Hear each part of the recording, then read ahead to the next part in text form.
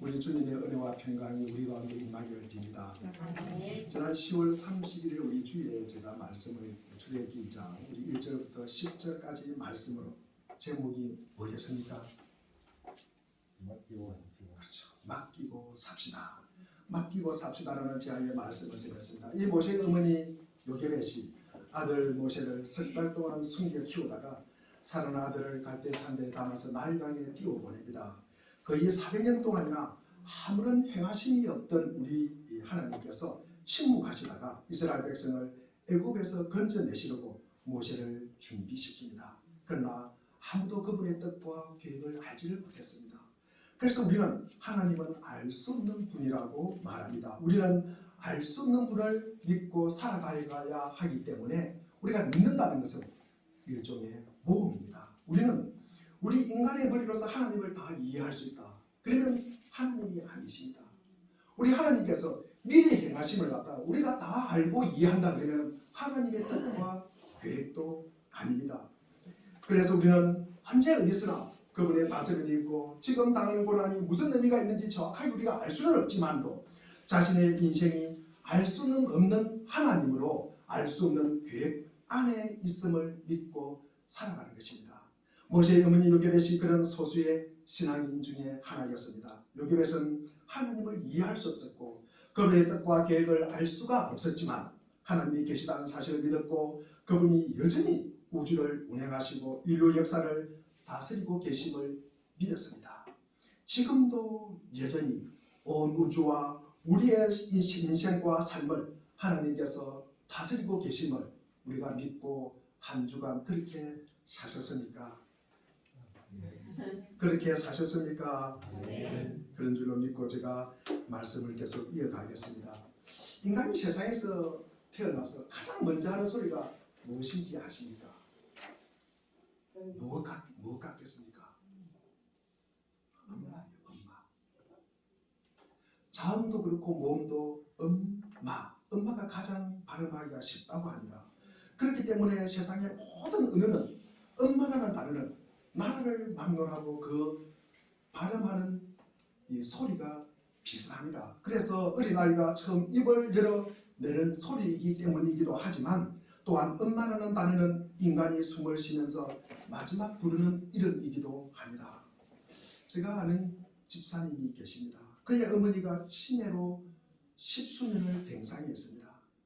그분에게 가지고 있는 모든 것을 다 뺏어가는 거예요. 그분이 조항교회 나기밀 목사님과 함께 신방을 다니면서 그 조항교회를 부흥하신 분입니다. 그런데 틈만 나면은 나 엄마 집에 간다고 보따리를 싼다고 합니다. 자식도 알아보지 못해요. 어떤 단어도 이해하지를 못합니다만 엄마라는 단어는 기억하고 이 치매를 앓고 있는 권사님, 치매가 모든 것을 뺏어간다 해도 엄마라는 단어는 뺏어갈 수 없는 것 같습니다. 엄마라는 이름만큼 따뜻하고 포근하고 위로가 되는 이름이 없기 때문입니다. 불행하게도 그 따뜻하고 포근하고 위로가 되는 이름이 아픔으로 기록되는 이들도 있을 것입니다. 사실 육신의 어머니를 통해서 우리가 경험하는 이 따뜻함과 포근함과 위로는 하나님 안에서만 발견할 수 있는 영원하고도 완전한 안식과 위로를 찾게 만들어주는 도구입니다. 어머니는 9달 동안을 자녀를 모태의 품에 기릅니다. 그동안 연구를 통해 밝혀진 바에 의하면 모태에 있는 동안 아이는 육체적으로만 성장하는 것이 아니라 그 정신과 영혼도 함께 형성됩니다. 눈에 보이지 않지만 태중에 있는 그 아이는 엄마를 통해서 모든 것을 보고 듣고 느낍니다. 엄마로서의 책임은 모태에서 9달 동안 양육하는 것으로 끝나지 않습니다. 아이가 태어나고 나서 엄마의 책임은 더욱 커집니다. 아이가 성장하는 과정에서도 엄마의 존재는 늘 필요합니다. 소위 질풍노도 같은 시기라는 이 사춘기를 지날 때면 부모의 마음은 마치 광야를 지나는 것 같고 눈물 골짜기를 지나는 것 같습니다. 오죽하면 차라리 내 뱃속에 다시 집어넣었으면 좋겠다고 그렇게 말하는 분도 계십니다. 결국 이 세상은 어머니들이 만드는 셈입니다. 어머니들이 품 안에서 어린 아이들을 어떻게 만들어내는지에 따라서 세상은 달라집니다. 모세의 인생은 우리가 크게 세 가지로 우리가 나눠볼 수 있습니다. 태어나면서부터 만 살까지는 그가 애굽의 공주의 양아들 자격으로 부와 근세를 누립니다. 두 번째 시기는 40살부터 8살까지입니다. 그 시기 모세는 미디안 광야에서 나그네로 살아갑니다.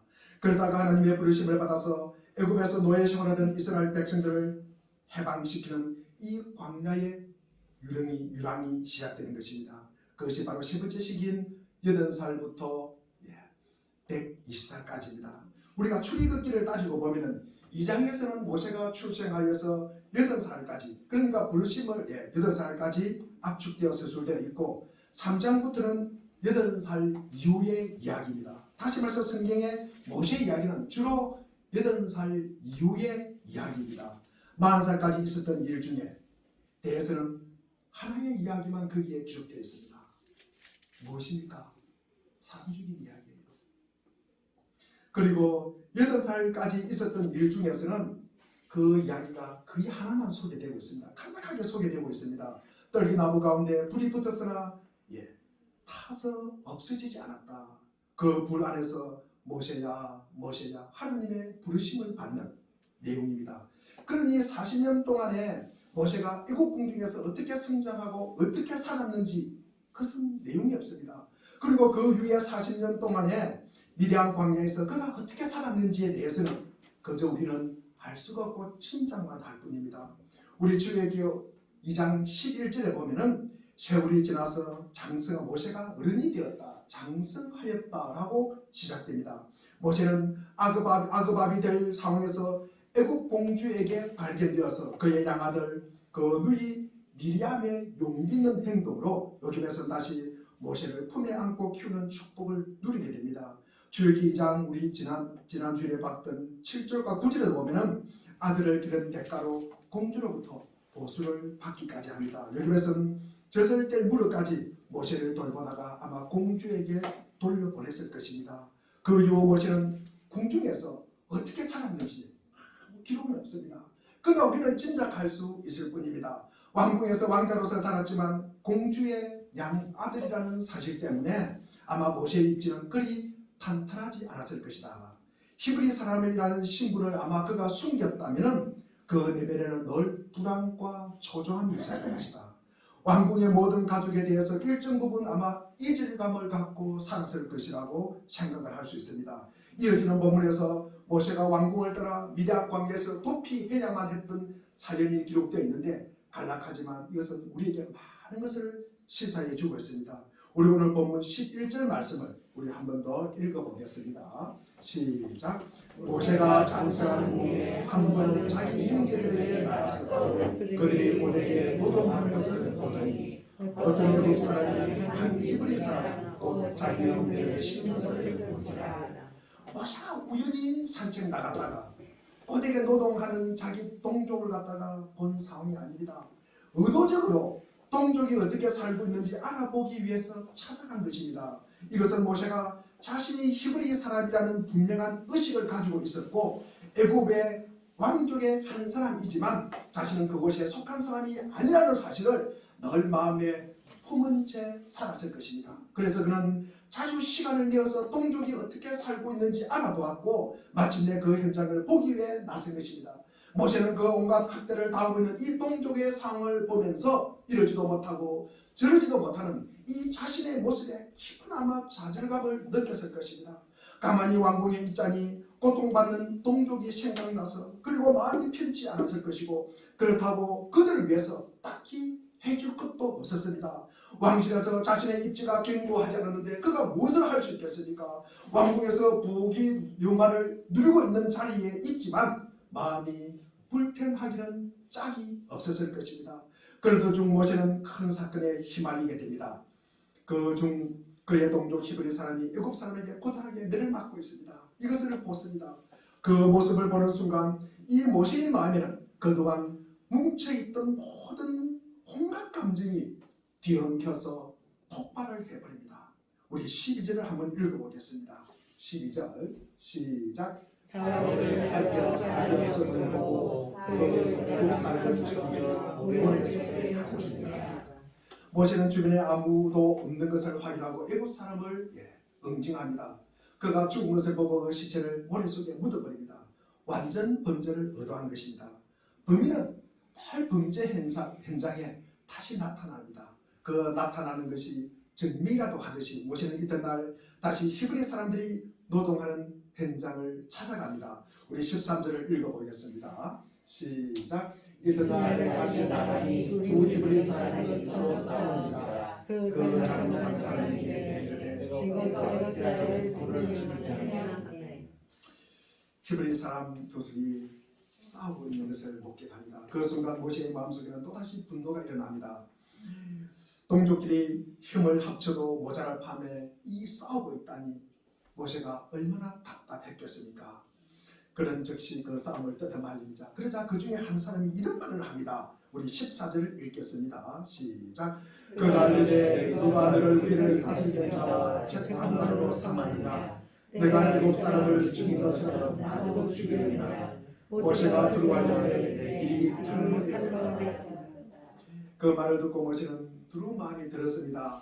아무도 모를 일이라고 생각을 했는데 전날 이 모세가 저지른 일을 본 사람, 본 눈이 있었다는 것입니다. 헤로드 쿠슈냐는 신학자는 그 사람이 아마 전날 애굽 사람에게 매를 맞고 있던 사람이었을 것이라고 추정을 합니다. 모세의 개입으로 살아난 사람입니다. 여하튼 간에 우리 오늘 15절에 보니까 아무튼 이 소식은 애굽 왕 바로의 귀까지 들어갑니다. 바로가 모세의 정체와 본심을 알고 그를 죽이려 했으나 모세는 애굽 왕의 손이 닿지 않은 미디안으로 그는 도피하여 버립니다. 왜 모세는 왕궁에서 누리는 안락과 행복에 안주하지 못하고 동족에 대한 미련으로 끌려다니다가 결국 모든 것을 버리고 도피하는 신세가 되었을까? 어떻게 그는 자신이 히브리 사람이라는 의식을 가지게 되었을까? 왜 그는 동족의 고통을 외면하지 못했을까? 우리 출애굽기 3장에 보면은 모세가 미디안 광야에서 40년을 보낸 뒤 하나님은 모세를 호렙산 떨기나무에서 불러내십니다. 하나님이 모세를 불러내신 것은 어느 날 갑자기 일어난 일로 보아서는 절대로 안 됩니다. 모세가 태어날 때부터 시작된 하나님의 계획이 여기서 전환점을 이룬 것입니다. 미디안에서의 도피 생활 가운데 모두 잊었듯 싶었지만 그의 마음속에는 여전히 애굽에서 노예 생활을 하며 고통당하는 동족에 대한 빚진 마음이 있었습니다. 왕궁에서 살 때 동족이 온갖 학대를 받고 시달리는 상황에서도 자신만 호의호식하는 것에 마음이 편치 않았다면 미디안 광야에서 살 때 자신만 홀로 안전한 곳에 피신해 있는 것에 가책을 느끼고 있었을 것입니다. 하나님은 동족에 대한 그의 미련과 가책과 책임감이 성숙되고 무르익기를 기다렸습니다. 그리고 때가 되자 그를 불러내십니다. 그렇다면 아주 이런 시기부터 모세의 마음속에는 히브리 사람이라는 자의식이 뿌리를 내렸고 점점 자라면서 커졌다고 볼 수가 있습니다. 어떻게 이런 일이 가능했을까? 물론 가장 큰 원인은 하나님으로부터 찾을 수가 있습니다. 하나님이 모세를 택하셨기에 그가 히브리 사람으로서의 자의식을 가지고 자랐을 것이고 그 과정에서 가장 중요한 역할을 한 사람이 그의 어머니 요기벳이었을 것입니다. 젖을 이후로 모세와 요기벳 사이의 관계에 대해서는 아무런 기록이 없습니다. 이런 경우에는 우리는 합리적 추론을 해야 합니다. 당시 기준으로 젖을 뗄 때라면 아마 서너 살쯤 되었을 무렵이었습니다. 그런 아이가 만일 공주에게 넘겨진 이후로 외부 세계와 단절된 채 궁중에서 살았다면 자신이 히브리 사람이라는 이 정체성을 가지게 된 계기를 우리는 설명할 수가 없었을 것입니다. 어쩌다가 자신이 히브리 사람이라는 것을 알게 되었더라 해도 동족에 대해서 그가 느끼고 있는 빚진 마음을 우리는 설명할 수가 없었을 것입니다. 이는 모세가 자라면서 어떤 방식으로든 어머니 요게벳과 계속 소통했을 것이고 요게벳은 그에게 히브리 사람으로서의 정체성을 심어주었을 것이라는 것입니다. 요게벳은 9달 동안 모태에서 그를 길렀고 태어난 뒤 석 달 동안 품에 안고 기르다가 하나님께 내어 맡긴 뒤에 다시 품에 안고 기릅니다. 공주의 아들로 입적된 뒤에도 모세는 계속 어머니와 교류했을 것이다. 행식적으로는 공주의 아들이지만 실질적으로는 요게벳의 아들이었을 것이다. 법적으로는 아마 애국 왕실의 한 일원이었지만 영적으로는 히브리 사람이었다는 것입니다. 모세는 항상 하나님의 큰 계획을 요게벳이 알리가 없지만도 그는 모세가 그 계획에 적합한 사람이 되도록 아마 양육을 했을 것이다. 모세가 처리되면서 요게벳은 모세에게 하나님의 이야기를 들려주었을 것이다. 조상들로부터 내려왔던 이야기들, 곧 천지 창조 이야기, 그리고 아담과 하와와 그리고 선악과 이야기, 행지 안에 싸운 가인과 아벨의 이야기, 노아와 그 가족과 방주 및 홍수 심판 이야기를 해주었을 것이다. 그는 또한 하나님이 아브라함을 갈대와 우르에서 부르신 이야기, 그의 아들 이삭에 관한 이 모리아산 번제 이야기, 그리고 아들 이삭이 우물을 판 이야기와 그리고 리브가를 만나서 결혼한 이야기 등 쌍둥이 그리고 야곱과 그리고 에스의 갈등 이야기, 야곱의 외삼촌이 계시는 이 밭담으로 간 이야기와 12아들의 이야기, 그리고 형들에게 은 20에 이스마엘에게 팔린 이 요셉이 애굽의 총리가 된 이야기까지, 그리고 어떻게 히브리 사람들이 애굽에 살게 되었으며 왜 지금 그들이 그렇게 고생하고 있는지에 대한 이야기를 들려주었을 것입니다. 여기에서 모세에게 너는 히브리 사람이니 장차 히브리 사람을 위해서 살아야 한다고 말하였을 것입니다. 그러나 주입하거나 강제하지는 않았을 것입니다. 여기에서 다만 그의 뿌리가 조상들의 이야기를 들려주었을 것이고 모세는 그 이야기 속에서 자라면서 자신이 누구이며 무엇을 해야 하며 어떻게 살아야 하는지에 대해서 생각했을 것입니다. 이야기가 가진 힘은 이처럼 놀랍습니다. 우리는 우리와 관련된 이야기를 통해서 자신의 정체성과 삶의 목적과 방향을 깨닫고 찾아가게 되는 것입니다. 그래서 어릴 때부터 자신의 정체성을 찾아가는 데 도움이 되는 좋은 이야기를 들려주는 것은 매우 중요합니다. 그 중에서도 하나님의 구원 이야기는 가장 중요합니다. 모세는 왕궁에서 안락하고 호사스러운 생활 속에 깊이 빠지지 않았고 박해받는 동족에 대한 빚진 마음을 가지고 살았습니다. 빚진 마음은 스스로 느끼는 것이지 누가 강요하거나 주입하는 것이 아닙니다. 그는 동족이 당하는 고된 노예 생활의 이 운명으로부터 자신이 벗어나 있다는 사실에 대해서 이것을 다행으로 여겼을까? 그렇지 않았을 것입니다. 모세는 할 수 있는 대로 무엇을 하고 싶었습니다. 불행하게도 그가 할 수 있는 것은 아무것도 없었습니다. 그러한 좌절감이 우발적으로 포출되면서 살인을 하게 되고 그로 인해 도피자가 되었습니다. 여기까지만 보면은 이 어머니 요기벳이 모세의 안락하고 호화로운 생활을 뺏어간 것처럼 보입니다. 이 어머니 요기벳이 그런 이야기를 해주지 않았다면 아마 모세는 왕궁에서 호의호식하며 아마 살았을 것입니다. 하지만 모세는 광야에서 40년을 보낸 뒤 하나님의 부르심을 받았습니다. 사용하기에 충분한 것으로 준비될 때까지 하나님이 그를 광야에 두신 것입니다. 모두가 은퇴하고 노년을 맞을 즈음에 모세는 하나님의 부르심을 받아서 이스라엘을 애굽에서의 노예살이로부터 해방시키는 유업을 이루게 됩니다. 모세를 통해서 이스라엘을 애굽에서 해방시킨 하나님의 계획은 요게벳의 품에서부터 우리는 시작되었다고 볼 수가 있습니다. 이 모세의 어머니 요게벳을 생각하면 우리는 갈대 상자만을 생각합니다. 하지만 성경에 기록되지 않는 수많은 이야기를 우리는 상상해야 합니다.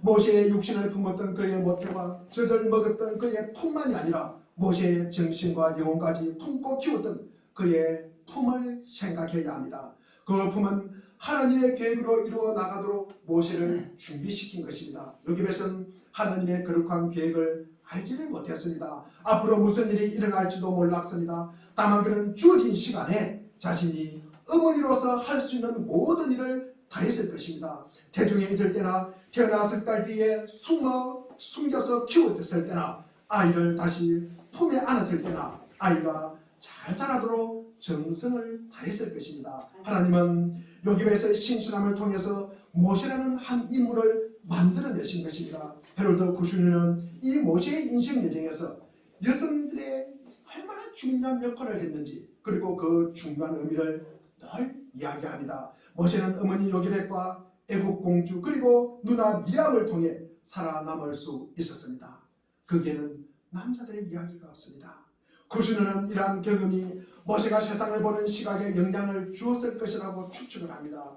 유엄이 산지한 이 세상에 안전한 가정이 얼마나 중요한지를 알게 했을 것이고 하나님을 부정적으로 그리고 부정적이며 모성적인 분으로 경험하게 만들어 주었을 것으로 추측을 합니다. 그뿐 아니라 모세의 성품 안에는 부성적인 요소와 모성적인 요소가 겸비된 이유도 여기서 찾을 수가 있습니다. 창세기 1장 1절에서 태초에 하나님이 천지를 창조하시니라. 이전에 땅이 혼돈하고 공하고 흑암이 깊음 위에 있고 하나님의 영은 수면 위에 운행하시니라. 우리는 이것이 어떤 상태를 묘사하는지 정확히 알 수가 없습니다. 하늘과 땅이 창조되기 이전 시간도 공간도 없는 상태를 시간과 공간의 한계이 안에 있는 우리가 어떻게 알겠습니까? 하지만 그 상태는 생명이 잉태되기 이전의 자궁의 모습과 닮았습니다. 자궁은 하나의 작은 우주입니다.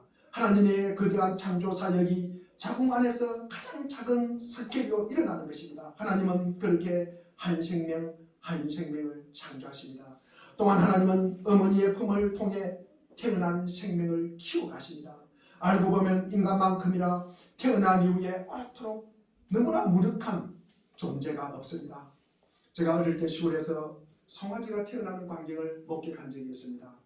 어미 태에서 송아지가 아기집과 함께 땅에 떨어집니다. 그러면 어머니가 회로 핥아줍니다. 그러면은 꿈틀거리면서 그 송아지가 일어납니다. 그러면서 한번 비틀거리고 넘어지고 그러면서 움직이다가 불과 1시간만 되면은 송아지는 걸어서 다닙니다. 그에 비하면 인간은 제발로 걸으려면은 적어도 8달 이상은 아마 9달, 10달 동안은 아마 어머니 품에 있어야 합니다. 그 기간 동안 이상 인간은 어머니의 품을 필요로 합니다. 그것은 저절머리는 품만이 아니라 아기를 따뜻하게 품고 사랑과 화평과 그 안식을 맛보게 하는 품입니다. 저절때운한 이후에도 인간에게는 어머니의 품이 필요합니다. 그래야만 정신과 영혼이 성장할 수가 있습니다. 다 장성한 뒤에도 우리는 누구나 어머니의 품을 그리워합니다. 어제 저희 어머니가 생일이었습니다. 참으로 가고 싶은 마음이 꿀떡 같았습니다. 왜 그럴까?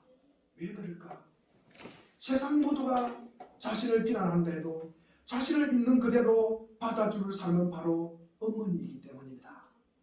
세상이 나를 비난한다 해도 자신을 있는 그대로 받아줄 사람은 바로 어머니이기 때문입니다. 그래서 어머니가 돌아가신 뒤에도 여전히 우리는 어머니를 간절히 생각합니다. 나를 낳고 길러준 그 품을 그리워하는 것입니다.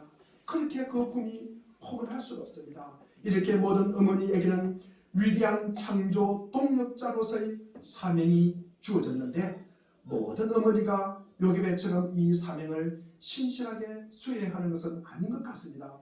불행하게도 자신에게 찾아온 생명이 얼마나 귀한 존재인지 인식하지 못하고 자식에게 품을 넉넉히 내어주지 못하는 사람들이 요즘은 너무나 많습니다.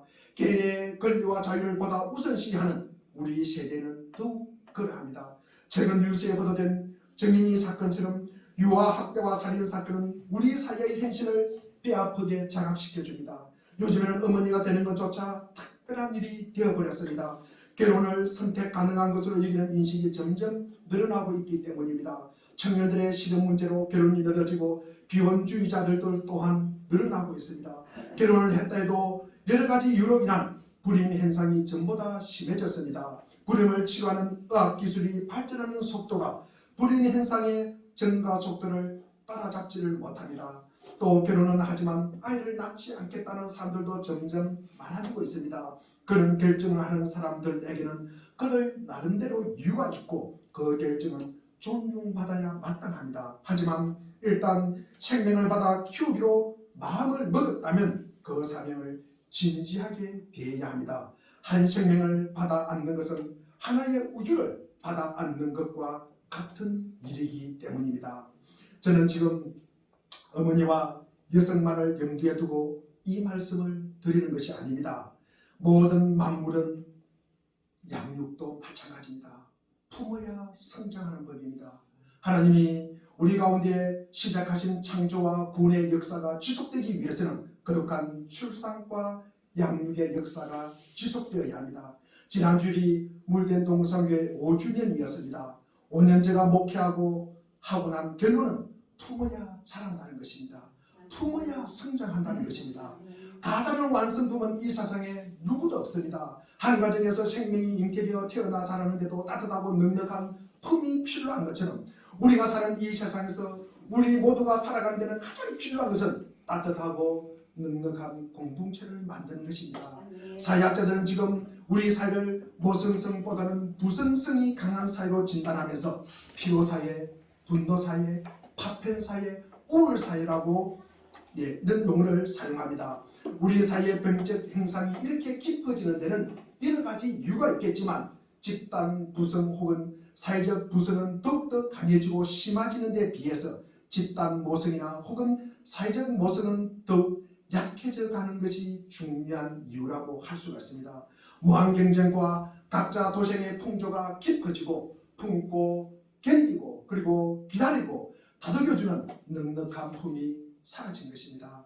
교회 공동체도 예외가 아닙니다. 먼저 우리 교회에 서로 품어주고 참아주고 견뎌주고 다독여주고 기다려주는 품이 있어야 합니다. 이 점에서 교회는 특별히 중요합니다. 하나님이 교회를 세우신 이유를 여러 가지로 우리가 말할 수 있겠지만 그 중에서 가장 중요한 이유는 우리가 세상에서 어머니의 품과 같은 공동체가 필요하기 때문이라고 할 수 있습니다.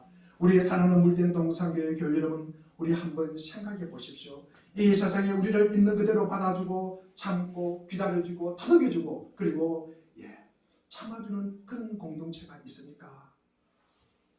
교회 공동체는 학교 공동체는 참 점수에 따라서 평가하고 서로 끝없이 경쟁을 시킵니다. 직장에서도 마찬가지입니다. 경쟁과 평가야 거기에서 항상 노출되어 나오게 되면 즉 비용보다 아마 수익이 많지 않으면 언제든지 조직에서 밀려납니다. 집단 모성의 모판이라고 할 수 있는 가정도 입시 경쟁과 그리고 성공 경쟁의 분위기로 돈이 중요시 되는 분위기로 인해서 부성성만 강화되었습니다. 이런 상황에서 교회는 모두를 있는 그대로 받아주고 참고 견뎌주고 그리고 다독여주고 기다려주는 모성성 공동체가 되기 위해서 우리는 노력해야 합니다. 그래서 고대로부터 교회는 어머니로 비유되고 있습니다. 사도 바울은 우리 갈라디아서 4장 19절 말씀을 한번 읽어보겠습니다. 갈라디아서 4장 19절입니다. 시작. 나의 자녀들아 너희 속에 그리스도의 형상 여기까지 다시 너희를 위하여 해산하는 수고를 하노니 다시 너희를 위하여 해산하는 수고를 하노니 교회는 생명을 출산하고 양육하는 가정과 같아야 합니다. 서로의 구원과 성장을 위해서 해산의 수고를 기꺼이 감당하는 곳이 교회여야 합니다. 새로 태어난 생명이 충분한 사랑 안에 자랄 수 있도록 따뜻하고 넉넉한 품을 만들어주는 것이 수고로운 일입니다. 받아주고 참아주고 견디고 다독여주고 기다려주어야 합니다. 그런 수고를 기꺼이 감당하는 그런 사람들이 많을수록 그 믿음의 공동체는 더 많은 출산과 양육이 이어지는 것입니다. 불행하게도 한국교회는 모성적인 것보다는 부성적인 성격이 강합니다. 은혜의 공동체라기보다는 서로 감시하고 감독하고 잘못을 지적하고 그리고 경쟁하고 평가하는 율법적인 분위기가 강합니다. 따뜻하고 넉넉한 어머니의 품이라기보다는 냉담하고 무심한 아버지의 눈초리가 더 자주 느껴지는 곳입니다. 행사 때를 제외하고 우리 물된 동사교회를 탄력하신 분이 몇 분 정도 될까? 제가 지난 일주일 5주년을 지나면서 한 분 한 분 기억을 하였습니다. 좋게 아마 100명 정도는 되었을 것이다. 그분들이 뭔가 마음에 들지 않았기 때문에 저희 교회에 정착하지 못하는 거예요. 지금은 저희들이 한 30분 정도 예배 드리는 인원은 한 25명 정도 되고 한 30명 정도가 돌아가면서 출석을 합니다. 3분의 1 정도 정착을 했구나. 저는 그런 생각을 합니다. 그런데 혹시 우리가 그분을 품지 못한 것은 아닌가? 그분을 품지 못한 것은 아닌가? 품지를 못한다는 것은 우리가 그분들이 정착하지 못하도록 밀어낸 것은 아닌가? 그런 참 아쉬움이 많이 들었습니다. 또한 교회는 믿음의 조상들과 하나님의 이야기가 끊임없이 들려지는 곳이어야 합니다.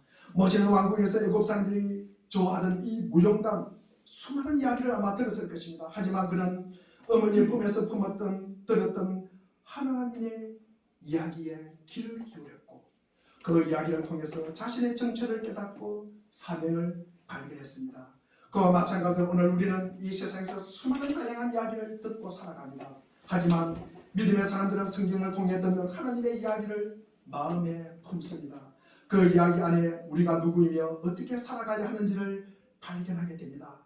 육신의 자녀를 낳고 잘 양육하는 것도 귀한 일입니다. 하지만 그보다 더 귀하고 중요한 것은 영적 자녀고 믿음의 자녀를 두는 일입니다.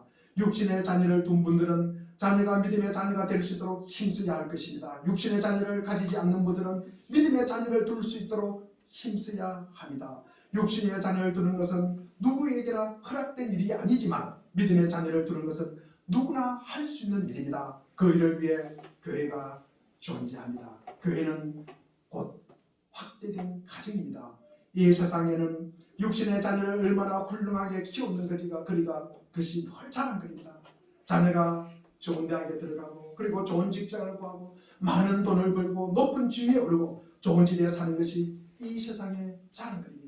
하지만 하나님 앞에서는 그 어느 것도 자랑거리가 될 수가 없습니다. 하나님께서 우리에게 찾으시는 것은 육신의 자녀가 아니라 믿음의 자녀입니다. 믿음의 자녀를 낳고 양육하기 위한 해산의 수가 얼마나 있었는지를 우리에게 분명히 물을 것입니다. 그러므로 각자가 믿음의 자녀를 품고 양육하기 위해 따뜻하고 넉넉한 품을 만들어 가기를 소망합니다. 1876년에 톰 소유의 모험 그리고 허클 베르핀의 모험으로 널리 알려진 마크 트웨인이 남긴 자서적 메모 중에 어머니의 몇 마디라는 단락이 나옵니다. 마크 트웨인의 집에는 동구에서 팔려온 샌디라는 이름의 어린 소년이 있었습니다. 그가 온종일 큰 소리로 노래 부르며 소리를 지르며 그리고 휘파람을 불고 다닙니다. 이 통에 마크 트웨인은 견딜 수가 없었습니다. 어느 날 그는 어머니에게 호소합니다. 어머니, 쟤 때문에 너무 시끄러워서 제가 견딜 수가 없어요. 죽을 것 같아요. 그러자 어머니는 눈물이 걸성인 채로 대답합니다. 샌디는 엄마랑 헤어지고 친구들과 떨어져 이리로 팔려온 아이다. 저렇게라도 노래하지 않으면 엄마 생각과 친구 생각 때문에 어떻게 살아가겠니? 그가 노래할 때면, 그가 소리칠 때면 내가 마음이 놓이고 그가 시무룩하게 있으면 내 마음이 불안하고 초조하다라고 말하였습니다. 마크 트웨인은 그날 이후로 샌디의 노래가 더 이상 시끄럽게 들리지 않았다고 합니다. 그리고 어머니의 그 말씀이 가슴에 박혀 평생 떠나지 않았다고 합니다. 누군가의 슬픔을 받아들일 때 우리의 삶의 지평 또한 넓어지는 것입니다. 교회는 말씀이 바르게 선포되고 성례가 바르게 집행될 때 비로소 그리스도의 몸이 됩니다. 그때 그리스도는 친히 그 구원의 능력으로 임재하시고 믿음을 불러일으키시며 죄인을 거룩한 하나님과 화목하게 하시고 모든 사람을 이끌어 자신의 몸된 교회를 세우게 하십니다. 우리가 지금 이 자리에 있는 것은 전적으로 주님의 은혜입니다. 성령께서 우리를 그리스도의 몸으로 불러주셨으니 말입니다. 오늘 우리가 이곳에서 예배를 드릴 수 있는 것은 앞서 그리스도의 몸을 이뤘던 이들의 헌신 덕분임을 기억해야 합니다. 주님은 요한복음 4장 37절에 한 사람은 심고 한 사람은 거둔다는 말이 옳도다라고 말씀하셨습니다. 우리가 심지 않는 것을 거두고 또 그것을 누리고 있으니 삶은 고마움이라고 말할 수밖에 없습니다. 거두어 누리는 사람들의 의무는 뒤에 오는 이들을 위해서 뭔가가 심는 것입니다. 오늘 우리는 무엇을 심고 있나 우리는 한번 생각해 봐야 합니다. 로마서 8장 5절에 보니까 육신을 따는 자는 육신의 일을, 영을 따는 자는 영의 일을 생각하나니 육신의 생각은 사망이요 영의 생각은 생명과 평안이니라. 우리에게 육신의 일을 심으면 사망이요 영의 일을 심으면 생명과 평안입니다. 육신의 일을 심으면 뭐라고요? 생명과 평안입니다. 베드로전서 2장 9절에도 그러나 너희는 택하신 족속이요 왕같은 제사장이요 거룩한 나라요 그의 소유가 된 백성이니 이는 너희를 어두운 데서 불러내어 그의 기이한 빛에 들어가게 하시니 아름다운 덕을 선포하게 하라 하시니라. 하나님의 소유로 확실한 정체성으로 심겨진 사람은 그분의 덕을 선포하고 선전하는 것입니다. 서티번 프리드만이 쓴 생명 가계포라는 책이 있습니다. 2001년에 9월 10일 미국의 쌍둥이 빌딩이 폭발로 인해서 희생자 보상금은 사람에 따라서 30배가 차이가 난다고 합니다. 생명에 매겨진 가격표는 저마다 다르다는 것입니다. 이 책에서 생명의 가격표가 공정하지도 못하고 그리고 투명하지 못하다고 비판하고 있습니다. 주님이 우리를 주님 당신의 백성으로 불러주신 것은 세상의 모든 가치가 돈으로 환산될 수 있는 이 세상에서 다른 삶이 가능하다는 것을 실증적으로 보여주기 위해서 우리를 불러주셨다고 저는 생각을 합니다. 우리는 치약을 짜는 방식부터 다르고요, 양말을 벗어내는 방식까지도 다 다른 사람들이 함께 모여서 사는 약간 어려운 일이 아닙니다. 신앙 공동체는 똑같은 생각을 가진 사람들이 이루어지지 않습니다. 정말로 다양하고 다채로운 사람들이 모여 이룩한 꽃밭과 같습니다. 이런 조화가 어떻게 가능할까? 이 조화가 어떻게 가능할까? 인간은 저마다 우주의 중심에서 어떻게 이렇게 남 좋을 대로 살 수가 있을까? 주님의 은혜 안에 있을 때 가능한 일입니다. 주님의 마음과 접속할 때 우리는 자아의 한계를 돌파하여 다른 이들의 아픔을 나의 아픔으로 느낄 수가 있습니다. 우리 교회도 몇 분의 아픈 분이 있습니다. 월수금마다 수요일에는 투석을 받는 그분을 생각할 때 눈물이 안 날 수가 없습니다. 또 어느 분은 폐가 안 좋아서 병원에 간다는 이야기를 듣고 제가 금식을 안 하니 할 수가 없었습니다. 예수 그리스도께서 세상의 모든 죄를 지셨다는 말씀은 세상 사람들이 겪는 고통과 슬픔을 고스란히 당신의 것으로 받아들이셨다는 말입니다. 이 그 사랑의 넓이와 깊이가 한이 없었기에 사람들은 주님을 사람의 아들이라고 부르는 것입니다. 인내심과 위로를 주시는 하나님을 늘 모시고 살 때 우리는 나와 다른 이들을 성심으로 받아들일 수가 있습니다. 우리가 그런 삶을 시작할 때 비로소 하나님의 영광이 이 땅에 드러나게 될 것입니다. 교회는 어떤 의미에서 하나님의 나라의 못자리 역할을 해야 한다는 생각이 듭니다. 세상에 팔려 거칠어진 우리의 마음을 하나님의 사랑의 채로 걸러내고 성도들과의 친밀한 사귐이라는 그름을 섞어주고 발화된 말씀의 씨를 그들의 마음밭에 뿌리고 때가 되면 각자의 삶의 자리로 옮겨 심는 것이야말로 이 땅의 교회가 해야 할 일이라고 생각을 합니다. 예배는 교회 안에서 끝나는 것이 아니라 구체적인 삶의 자리에서 완성이 됩니다. 각자가 사는 일상의 삶의 자리에서 때로는 참고 견디고 그리고 다독여주고 기다려주고 기다려주면서 생명과 평화의 꽃을 피우며 살아야 합니다. 우리가 속한 교회가 서로 품고 견디고 그리고 다독여주고 기다려주는 공동체가 될 수 있기를 기도하고 노력해야 합니다. 하나님의 거룩한 이야기를 통해 우리가 누구이며 어떻게 살아야 할지를 깨닫고 그러한 삶을 소망할 때 우리 모두를 통해 하나님의 계획이 이루어질 것이기 때문입니다. 우선 전도할 태신자를 품고 기도하십시오. 그리고 만나는 교우님들을 어떻게 해야 할까? 어떻게 대하고 말하고 행동을 해야 할까? 그 영혼의 구원에 대해서 간절함이 있으니까 서로에 대한 불쌍한 마음이 있으니까 우리가 바라고 우라고 기도하는 하나님과의 관계를 소중하게 여기시는지 우리가 만나는 사람에 대한 관계를 참으로 중요하게 여기시는지요.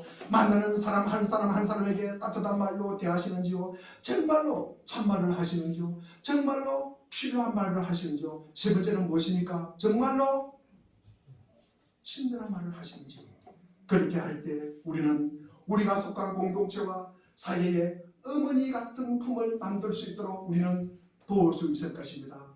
오늘의 사람들이 느끼는 피로감과 분노와 우울감과 패배감은 사회적 모습을 통해서 비로소 해결될 수 있을 것입니다. 우리 죽음보다 생명을 심으시기를 바랍니다. 악보다는 선을 심기를 바랍니다. 미움보다는 사랑을 심기를 바랍니다. 거짓보다는 진실을 심기를 바랍니다.